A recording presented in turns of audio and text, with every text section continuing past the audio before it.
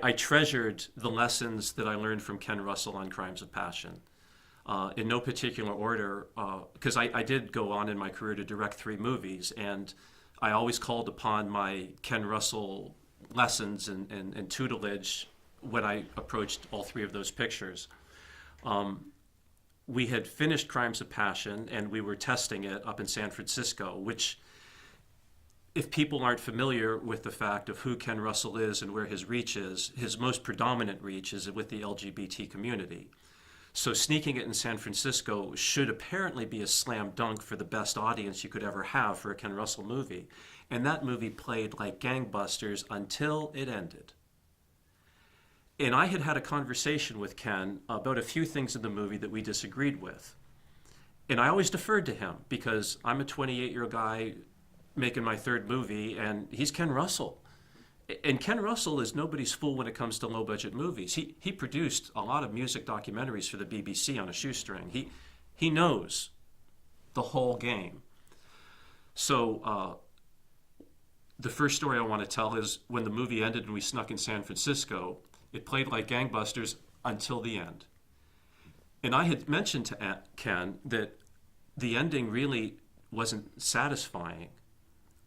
And this was the ending that he had directed the writer to write just the way he directed. It wasn't particularly the ending of the script that we had purchased. And I watched a lot of movies, and every time I watched a movie, you know, the good guys wear a white hat and the black guys wear a black hat, and at the end the guy gets the girl and everybody lives happily ever after. And that was the farthest thing from the ending that he had created, because he said, it's a real problem with American audiences. Their need to have everything wrapped up with a bow and presented to them as a gift. He says it's not real life, and certainly it would never work that way with the European films that he treasured.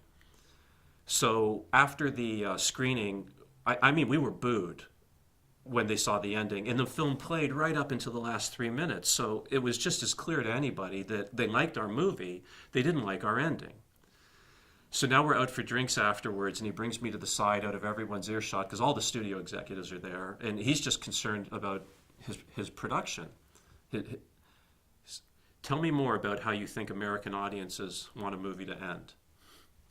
And for the next 2 or 3 hours, I spoke to him in very simple speak, in an uneducated way, not being a film critic or having the kind of credentials that film historians have, and just told him as an audience goer what I dug out of movies, like why I like Butch Cassidy and the Sundance Kid, even though they got killed, you know, and we talked about those kinds of things. So then he and Barry Sandler sequestered themselves for a couple days, and they wrote a new ending, which our low-budget production manager from Angel figured out how we could get a deal on and shoot. And the ending involved, in one of the scenes, a fireplace. And on the little insert place that we chose to shoot, which was not a proper stage, there was, as we found out later, no particular circulatory air system. So that little fire that we had lit in the fireplace that we had built, the smoke never left the building, which then caused all the fire alarms to go off. And as Ken and I were getting in the car to evacuate the scene, to let the production manager stand there and face the consequence of all of his decisions that I approved, and collect all the tickets we were bound to get from the city of Los Angeles, we had it in the can. And there it was, our new ending.